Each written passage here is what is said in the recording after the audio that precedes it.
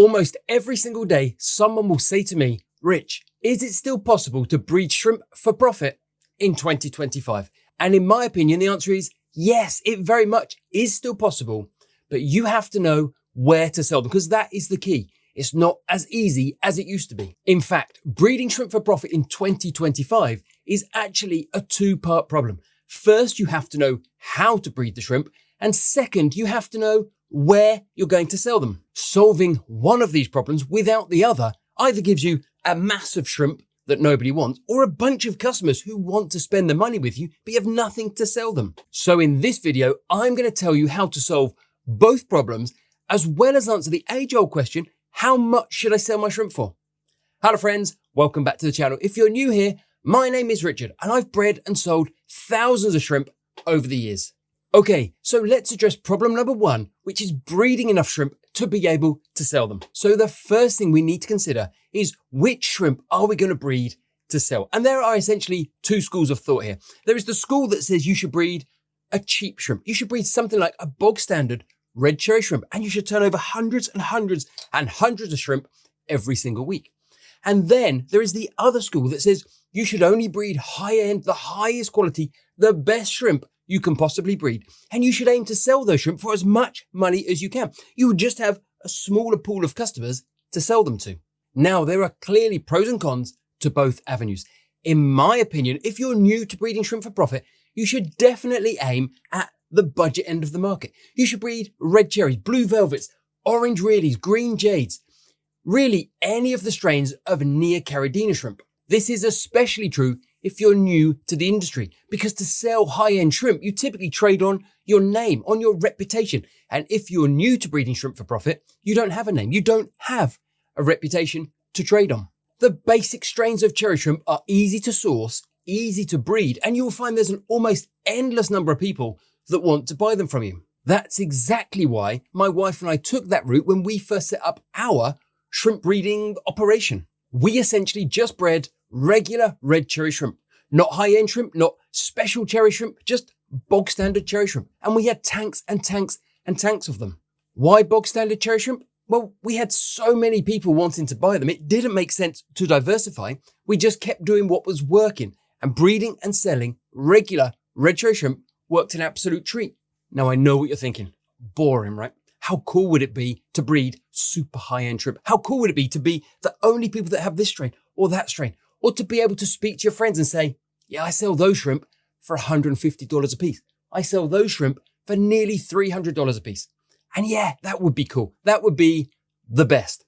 However, going down that route is also fraught with danger.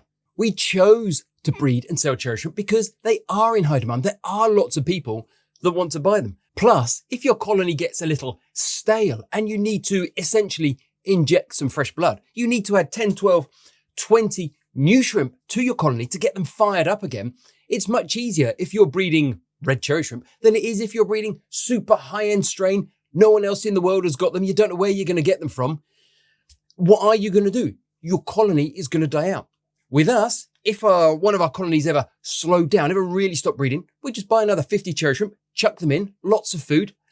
They would produce, they would get firing again, and we'd have lots and lots more babies.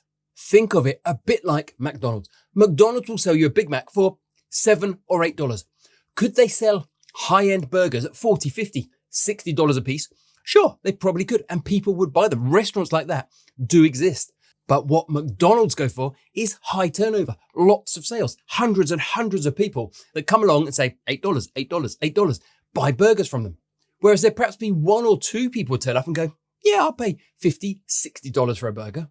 In my opinion, breeding and selling shrimp is best done at high volume. Of course, you don't have to just stick with red cherry shrimp. We did expand. We got blues, yellows, and oranges, and we probably would have got more. But space and time were our limiting factor. So what if you do want to breed and sell high-end shrimp? Well, of course, you can. It is possible. You just have to appreciate that you will sell fewer shrimp because your customer pool is much smaller than regular cherry shrimp. This is exactly the route that Kelvin from KW Shrimp has taken. He breeds and sells stunning high-end shrimp, but he has something you probably don't, which is a name in the industry, a reputation that precedes him. If a buyer is looking for high-end shrimp, then they seek out a seller like Kelvin. They're happy to give him $100, $200, $300 a shrimp because they know he stands by the quality of the shrimp he's produced. If you were to stick out an advert tomorrow saying Dave's shrimp, $200 a piece, you'll get very few takers. My honest advice to anyone looking to get started at breeding shrimp for profit is to start with cheap, low-end, easy-to-breed shrimp. And then as you build up your business, bring in some other color strains. And as you build further, as you start to build a name and a reputation, then look to bring on some high-end strains. I strongly would advise against starting with super high-end shrimp that are going to cost you a fortune to source. You might not even be able to breed, and you'll have far fewer people willing to hand over their hard-earned cash to buy shrimp from you. Now, there's an important point to mention here, and that is your breeding tank setup. We learned early on a breeding tank is not a display tank. The more stuff you have in your shrimp tank, the harder it is to catch those shrimp when someone buys them. The harder it is to keep track of roughly how many shrimp you have in your tank. It didn't take us long to work out that the best breeding shrimp for profit tank setup is essentially substrate, good clump of Java moss, and an air stone or a sponge filter. Everything else you add to that tank is just a complication when it comes to trying to catch out shrimp. In fact, we didn't even use glass aquariums. We used plastic tubs, the kind of totes that you can stack up and move around. We realized you could keep 2 or 3 times as many plastic tubs in an area as you can glass aquariums, because your glass aquariums are stuck in place. They're on a rack. You can't move them.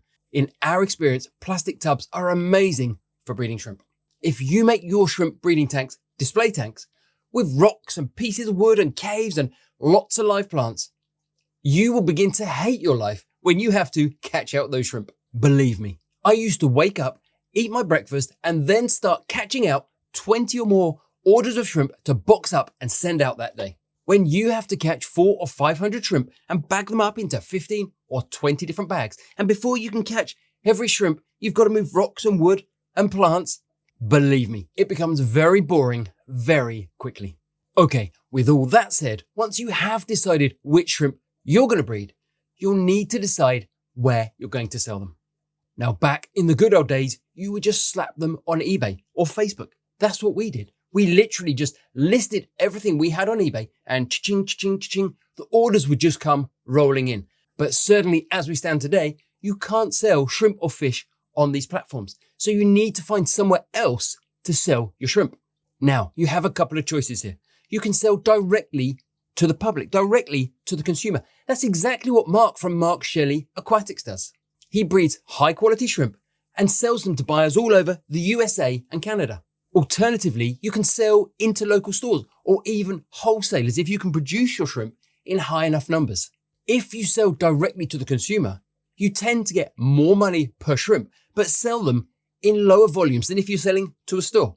In my experience, most buyers will buy 10 or 15 or 20 shrimp at a time. And if you're selling them for $4 a piece, that's a $40 to $80 order. Not too shabby, especially if you can do 8, 10, 15 of those every single day. What you have to remember is that you've got to catch those shrimp. You've got to count those shrimp. You've got to bag them up. You've got to package them in a box. You've got to tape the box. You've got to put a label on, and you've got to take it to the post office. Now imagine if it takes you 10 or 15 minutes to catch that order, bag it, put it in a box, tape it, label it, get it ready for shipping. And as I say, we were doing 20 plus orders a day. Well, that means you're going to be spending somewhere between 200 and 300 minutes bagging and packing shrimp. And if you are doing this as a sideline, if you're working full time, have you got 2, 3, 4 hours a day to be catching and packaging up shrimp? Plus, consumers are typically very demanding. They want their shrimp to arrive on a certain day. They want them to look a certain way. They want them to be packaged in a certain fashion. And if your package is late, if one of your shrimp has died, they are fuming, even if you put additional shrimp in to cover losses. On a regular basis, we were called scammers and liars and thieves. Why? Because someone's package arrived on Wednesday and they were expecting it on Tuesday. And when it didn't arrive on Tuesday, their first thought is, you've stolen my money, you're a scammer, I'm going to complain, I'm going to cancel my credit card transactions, I'm going to complain to PayPal. Be aware, selling to the general public is hard work. As an alternative, you could look at selling your shrimp to your local store. Now, sure, you'll get less per shrimp. You might only get $2 per shrimp instead of $4 or $5 a shrimp. but your local store will probably buy 2, 3, 400 shrimp in any one go. They don't want shrimp 10, 15, 20 at a time. That's no use to them. They want hundreds of shrimp. So in this case, 200 shrimp at $2 a piece nets you 400. And you've only got to catch them once. You've got to put them in a single bag, and it's one trip to the store to drop them off. Selling in bulk into the trade can be incredibly lucrative and certainly far less of a headache than selling directly to the consumer, even if on the face of it, you seem to be getting less money for your shrimp. So if you do decide to sell directly to the consumer, where can you sell your shrimp? Because as I say, in the good old days, we just listed on eBay. You could list on Facebook. There were no end of places you could list your shrimp to sell, and there were people waiting to buy them. But many of these platforms are now clamping down and stopping us from selling livestock on their websites. And yes, I know there are dedicated fish trading websites. There are dedicated sites you can list your shrimp, but we tried them. And in my experience, there are far fewer buyers there than there are for eBay or Facebook. Now, just because you can't sell your shrimp directly on social media doesn't mean you should disregard that as a sales channel altogether. Going back to Mark Shelley Aquatics, he doesn't go onto YouTube and make a video saying, I've got 20 red cherry shrimp to sell, $80, would you like to buy them? He makes videos about his shrimp, and from those videos, people visit his website and buy his shrimp. You could do the same by posting about your shrimp on Facebook or Instagram or Twitter or even here on YouTube. You don't need a great technical setup to film your shrimp and then at the end of the video say, if you like the shrimp, I sell them. Visit my website. It literally happens thousands of times every single day here on YouTube. Personally, I have a website, shrimpkeeper.co.uk. On there, I sell shrimp food, but I also sell shrimp. Now, caveat here, I should point out, I don't keep up with demand. If you go on my website now, the chances are every single shrimp will be out of stock. Why? Because I don't invest enough time breeding shrimp. It's not because I don't have buyers. Every day someone will message me, Rich, when are these back in? When are those back in? And I'm terrible. I don't put enough time and effort in to breeding the shrimp. If I did, my website would be generating dozens of sales every single day. And you really don't have to have amazing technical skills to set up a Shopify store. It literally takes 20 minutes, a couple of photographs, a short description, and your site is up and running.